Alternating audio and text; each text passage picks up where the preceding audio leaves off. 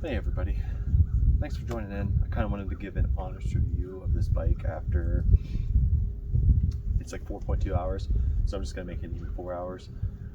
Kind of want to go over some things I like, some things I didn't like, so stay tuned guys, thanks. We're actually going to take this inside. It's kind of snowing here, and it's cold and shitty, so thanks. Hey guys, thanks for tuning in. This is my 2024 250 XCF, and I wanted to give an honest review on it. It's got 4.2 hours on it, so we're just going to say that it's got a 4-hour review. After the first hour, I changed the oil. I was going to go for a ride today, but it started snowing, so I will likely change the oil again in the next couple of hours. I'm not going to say this is the last bike you'll ever buy, but it's kind of a Swiss Army knife. I'm 6'5", 6'6", about 230 pounds. This is on stock clickers. Everything on it is stock. Suspension wise, I'm happy with it. It does a very good job for me. Try to keep it somewhere around 5 hours. I love this bike. I came off of a 2003 YZ250. This is milestones better. And that bike wasn't stock. I'd done a bunch of work to it to try to get ready. I raced the wood racing series in Pennsylvania called A-Works. So this bike is going to be set up for that. I'll go over the accessories here in a minute that I've installed. The things that I like about this bike is guaranteed to make you a better rider. It feels so much nicer. It's like taking a Ford Festiva and then riding in a Lincoln or a Rolls Royce. That's a little rich for my blood, but you can see the comparison. It's got the hydraulic clutch, which KTM's had the hydraulic clutch for a while. Brembo brakes, has the 6-speed transmission. Obviously, it does not come with this FMF. I put this full titanium FMF exhaust on it. The only things I really don't like, and this is probably just me nitpicking, there's a very large gap under the header. Between that and the skid plate, mud just files in there and it's really hard to get out. Second is the stock radiator guards or fin guards or whatever you want to call them. It lets a lot of air in and let a lot of stuff in, but it doesn't let it back out. I went on a, say, 3-hour ride with my son and a couple of buddies. It was, Pennsylvania here, we have a lot of pine trees, so it was a kind of like a pine forest. Tons of pine needles and leaves got stuck down in there, and then whenever I went to wash it, just with the hose, it'll filter all of those needles down to the bottom, but it doesn't ever let it. That might be it as far as dislikes on this so far. Risers is just ones that I had laying around. I will probably eventually go with something that's a little better. The Enduro Engineering 4-wrap handguards. I do truly love this exhaust. Sounds really good. The only thing is, just to prove myself right, I took the spark arrestor out, and I have a little 3-mile loop here at my house. It's real tight technical stuff. It flamed out so many times without this in. And the previous about 3.5 hours that are on it was with the spark arrestor in. Again, maybe that's just my riding style. I tend to ride in a higher gear and work the clutch a lot. Maybe this isn't set up for that. But spark arrestor out, I'm gonna put it back in.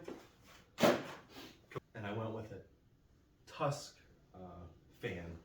And the reason why I went with that is because it has kind of a detached display. So I can put the display up here and you can see it. I don't know if you can see the one down there. This is just what I went with. You guys are welcome to make whatever decision you want. I also ordered the KTM connectivity unit. Those are back ordered till I think the end of April. So I would like to do another review of that once I get that. I also ordered the full KTM Power Parts skid plate, the one that covers the linkage. Again, I think it's back ordered, but I don't have it yet. Moose front, rear and front recovery straps. Again, racing A-work, so it's not super unlikely that I'm going to have to pull this out of the mud or the ruts or the dirt or whatever like that. So I'm not sure what the seat cover is called. It came from Rocky Mountain ATV. Couldn't find any gut seats that I like, and they are super expensive. I already spent enough money on this bike. I was trying to keep stuff a reasonable price range, but I would put accessories as, was it worth the price? If I spend $100 on a seat cover, is it going to make me $100? Is it going to be worth $100 for the investment? Or if I spend $40 on a seat cover, is it going to do the same thing? Is it going to last as long? That's kind of the idea of this bike. I don't know if I mentioned it. The other thing I don't like is there's the white fenders, the number plates that come down. I only have 4 hours on this. It's not as bad on this side, but the other side where my boot rubs, where the cover is to take the air filter off, it's all scratched up. And then the open air box, or not, it's not really an open air box, but it goes down, the control unit's in here and it kind of goes right to the air box.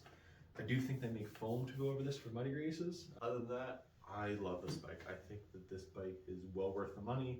I work at a bike shop, so we have the ability to KTM, Yamaha, Suzuki, Kawasaki, and Honda. So I was able to look at all of those, and this is the one that I went with. There's some other ones that have the 6-speed transmission, but may not have the hydraulic clutch, or vice versa, have the hydraulic clutch, but only the 5-speed transmission. For, I don't know, $700 more, I thought this was the best bang for your buck. And then, like I said, I paired it up with all these accessories. When I bought the bike, I did the exhaust, the connectivity unit, and the skid plate. And then I kind of put the rest of the stuff on as we go. I have part numbers for everything. I will add in the description. The other thing, that if you live in the middle of nowhere, your gas may or may not be very good. So I bought one of these nets. When I was running my 2-stroke, I was getting ethanol-free gas, and there always seemed to be stuff in it. You know, I'd clean the carburetor after every race, and then just at the bottom of the can, you could see stuff floating around. And I was only ever using that can for ethanol, and it was getting completely emptied after each race. I would only buy enough for the race, you know, in those bikes I could fill it up and I would get an extra like gallon or two, and it was getting used, you know, pretty frequently. So if you guys have any questions, please let me know. I would like to put out more of these videos. Nobody's sponsoring me, nobody's telling me what to say. This is just 100% an honest review of what I like, and I don't really have any dislikes. It's got good power everywhere you need it.